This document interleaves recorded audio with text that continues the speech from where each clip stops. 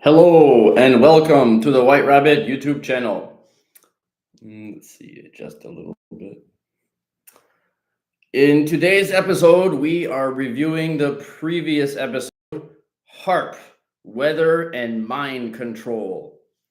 So basically, before HAARP, there was the silent subliminal messaging system, which causes people with frequencies through the radio or television to act certain ways. And in the Operation Desert Storm example, they used it to make the soldiers give up without a fight before the fighting even started, as the Americans were this side, arriving to fight them. And it wasn't until Saddam Hussein sent a tank division to shoot the tower down or the building holding it up, and then the surrender stopped. And then after that, HAARP was born in Alaska. So basically, HAARP can control your mind, and more well known is the weather. So HAARP is associated with extreme weather anywhere in the world. If there's a storm that's too big or a tornado that's too violent, then HAARP is blamed. Same like Hugo Chavez blamed HAARP on the Haiti earthquakes. But then when you go against the big government, bad things happen, and he died soon after. So be careful what you say. All right. So yeah, in the weather control part, so lots of earthquakes, typhoons, hurricanes. Someone said that if America has the power to make earthquakes and typhoons and hurricanes come a certain way, they could also push them away. So why didn't they use the Puerto Rico HAARP installation to push away the hurricane that went to Louisiana area? I think it was, I don't remember what it was. But it was a really, really big one. And well, the answer is probably that it was not a politically correct answer, but it was a poor area. So it wiped out all the infrastructure, and then rich people can buy it and build on the coast, is my guess. So I'm going to read a few of the HAARP comments. So someone said, wow, mind control in Iraq is very interesting. And yes, it is.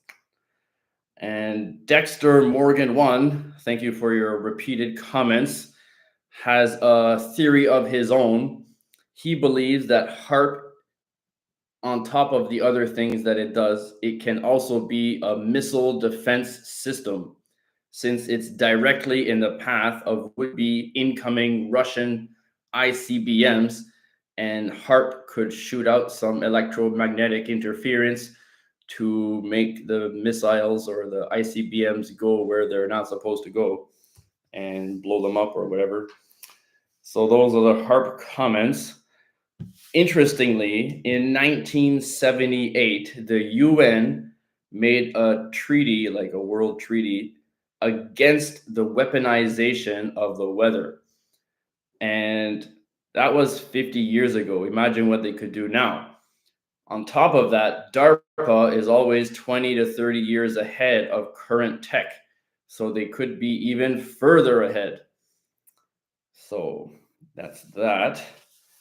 As for the upcoming episodes, someone was interested in knowing what I was going to be doing in Vietnam, since I mentioned it in the last live. So when I was in Vietnam, I filmed 2 episodes. One is the Dicenium glasses that I mentioned in that previous live video. It's very similar to the concept of the movie They Live, John Carpenter's movie. I think it was 1998. And so the main character, Nada, gets these glasses, and when he puts them on, he can see the truth. And it's all about consume, obey, reproduce, and don't think for yourself, that kind of thing. And so that's what he was seeing. And then also in that episode, I have an example of some Russian guy that he either saw a UFO crash, or he just, I mean, he saw it crashing and then he went there and then took a piece of glass, or it was already there and he took it. But as he was coming, there were, the black helicopters uh, to go, whatever, investigate, to cover it up.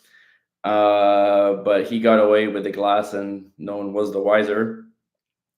And he posted a video about it. I think it was 3 years ago. Yeah, it was 3 years ago. And so basically, he's examining the glass in his house, and then there's two pieces and they're broken, but they line up perfectly. And on the edge of each crack, there's like these weird circles that resemble like the solar system, or like, anyway, they're perfect circles with like different shapes and stuff. So I'm going to have a close up of that, and also include what this glass does, because then when he notices those circles, he goes outside to get a better look. Maybe his house is a little too darkly lit, and then with the sunshine or the overcast day or whatever, but then he noticed that when he looks through the glass, he could see a UFO just floating there. And then he's like doing this, and UFO, no UFO, UFO, no UFO. And so I included that clip in my video. Well, I haven't. It's just the initial stages, but it's in the lineup for sure. And then that I filmed in Hanoi. There was a crashed helicopter in a lake, and I was going to the museum, the Air Force Museum, to see there were helicopters like on the lot, and that's what I was planning to film in front of. But when I got there, all the aviation stuff was moved to another location, and it's not open until August. So then I was like in a bit of a scramble because I had to find a helicopter to film in front of. And in 1972, there was one that crashed in a lake in Hanoi, and they left it there as a testament to their victory. So it's like a pond. It's not very big. So I kind of like film a little bit here and make my way around it, and then you can see all the angles. So that was fine. Like there's like scooters driving by and it's noisy and background noises, so that wasn't great. But the second Vietnam video was amazing. Location. So basically, I was just looking at Google Maps trying to find a nearby mountain, and we ended up going to a national park. It's like BIVI. That's the name of it. And then, so we went to this national park and drove deep inside and parked somewhere. And I found a little trail and I followed it, and it was like waterlogged, but whatever. And I like set up my camera in a tree and filmed a little bit. Then I went down the mountain, film a little bit, down the mountain, film a little bit, and all that was great. But it was only when I was on my way back that, because I did see that there was a stream going down the mountain, but it was like on one side. And then when I went down, it was fine. But when I was coming up, it was quite difficult to get back up. And then someone was with me for like half of the time, but then that person was getting eaten by mosquitoes and stuff. So they went back to wait in the car. And then I just told them, if I'm not back in half an hour, come and find me. But it was fine. I got very muddy getting up there with, anyway. But the video was great. And it's about American soldiers witnessing the reptilian lizard people in the forest. So they're basically, they've got scales on their skin, and they're either green or yellow. And someone asked me, how exactly does HAARP control the weather? Oh, and someone else says hello, but let me finish my thought here. The lizard people. So yeah, basically I have 3 different stories of American soldiers witnessing these lizard people. One of the times, the first time, they just kind of like walked by and they noticed it, and then that's it. And the second one is this like a boat patrol and then they stop on the land to check it out. Someone's putting a lot of hearts, and then there were like four reptilian creatures that like went by, and then as soon as they were into the jungle again, the soldiers turned around to go back to the boats, but then they noticed that the lizard people were following them, so they're like shooting behind them blindly, and then got on the boats. And by the time they got on the boats, there were dozens of these reptilian lizard people that were all like lined up on the shore watching them leave in the boats. And then the third time, there was a putrid smelling cave, and then they camped out in front of it, waited for the morning, and when they came out, they shot at them and blew up the cave so they wouldn't be able to come out again. But of course, there's a lot more details in the real episode. But I think one of the best parts is a lot of happy faces now. One of the best parts was just like I'm just deep in the actual Vietnamese jungle, and like there were bugs and stuff, and I just felt like, oh, it's gotta suffer for the art. So I didn't mind. All right, that's Vietnam. All right, how exactly does HAARP control the weather? Well, they have 180 radio antennas and powered by large generators and electricity, and they shoot all this stuff into the ionosphere, and the exact science eludes most people. So I don't know exactly how it works. I think that's part of the conspiracy, is that we don't know. So this guy is got a Chinese name that I cannot read, but he says hello, and he's the one that did a lot of hearts and happy faces earlier, and now he says good night and wow and thank you to you. Thank you. Yes. All right. As always, people always ask me what the future upcoming episodes are. So I have, I think I mentioned it in the last one, was Die Glocke, which is a time traveling Nazi anti-gravity device that can either let you travel in time, which basically what they were working on this project, and they were working on it right up until the Soviet soldiers were invading Poland, because the place where the henge was, where it was housing this thing, was chained so it wouldn't float away because it's anti-gravity. Uh, it was on the border of Poland and the Czech Republic, and as the Soviets were invading, they were still working on it because it had the power to reverse the entire war, because they could go back in time. But then there's more.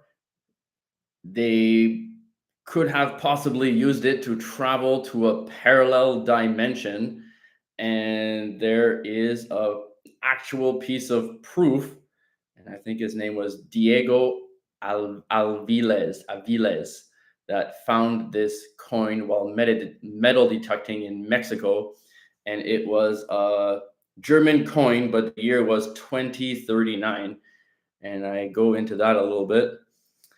And I think the most shocking is the idea, the thought, the concept of the Nazis having gone to the moon and set up a base on the dark side of the moon. Um, a fact that most people, I assume, don't know. I didn't know. I only found out when I was researching, was that the Nazis were the first people to send an object into outer space. And it was a V2 rocket that Werner von Braun was working on, the ones that devastated England during the war. And outer space is considered to be 62 miles or 100 kilometers above sea level. So they went way past that with their V2 rocket and could technically have gone to the moon. Anyway, there's a guy called Peter Schultz that states that he believes the Nazis could have gone to the moon, and I took a clip of him saying that and included it in the video, so it's not just me saying it. The Egypt reincarnation episode that I mentioned many times, I'm gonna stop mentioning because it's not gonna be ready until September. So it's gonna be a good one, but it's gonna take a while. And then the Taiwan pyramid video could potentially be in a week, but most likely will be in 3 weeks. Um, that's it was supposed to be my very first video, but things don't always happen the way you want. So I just had to get started and do it. Moo still the same as the last live. It's half done. And future upcoming episodes, I've got vampire story in the Czech Republic from Chris, but short is CK, is like Krumley Kremlov. I can never say it properly. Anyway, when I was there, I heard the story, and then I took some video footage and pictures of the church where this vampire was buried under like really thick concrete, and there was like a kind of like a Discovery Channel episode that they went there in like the 2000s or something, and they wanted to drill a hole and send one of those pinhole needles cameras down to check it out. And anyway, that's a really interesting story. The aswang in the Philippines, it sounds weird. ASWANG is like a monster that like kind of like the boogeyman in the North America. They scare children, go to bed on time, but there's a lot of information about that, and I've known about it for a long time, but I didn't really think about it too much. I know that when the Americans were there, they set up like speakers in the forest, making weird noises, making the Filipinos think it is the aswang and to terrorize them in like psychological warfare, that kind of thing. So I'll definitely mention that in that video, but not sure when that's going to be. Maybe soon, maybe not. Maybe I'll save it for an on location episode, but I have no plans of going there anytime soon. But anyway, in what is it, March, which is still very far away, I'm going to make an on location video in Palau. Palau is very interesting. They have a pyramid and giants, and the island of Yap with a giant stone money. Definitely a lot of stories there. So I'll definitely be doing the pyramid for sure, and giants, and maybe the Yap money, depending if I go to Yap or not. It's just a nearby island, and there's another story about the giant kicking the island, and that's why it's far away. Anyway, I learned about that when I was doing the Mu research, but Palau is not actually in the continent of Mu, so I didn't include it in that video. So I have to make a separate video.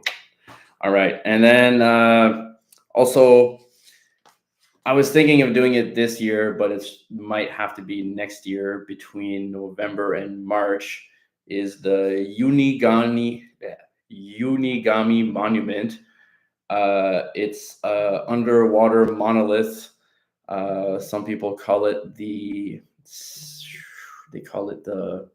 Atlantis of the East, kind of like Nan Madal, but a different one. But Nan Madal and Unigami are part of the continent of Mu. So I do mention it in that one, but I want to make a dedicated episode. And I have a friend who's a scuba diver that has agreed to go there with me to like do some underwater filming while I maybe use an underwater drone. But that's still a little bit far away.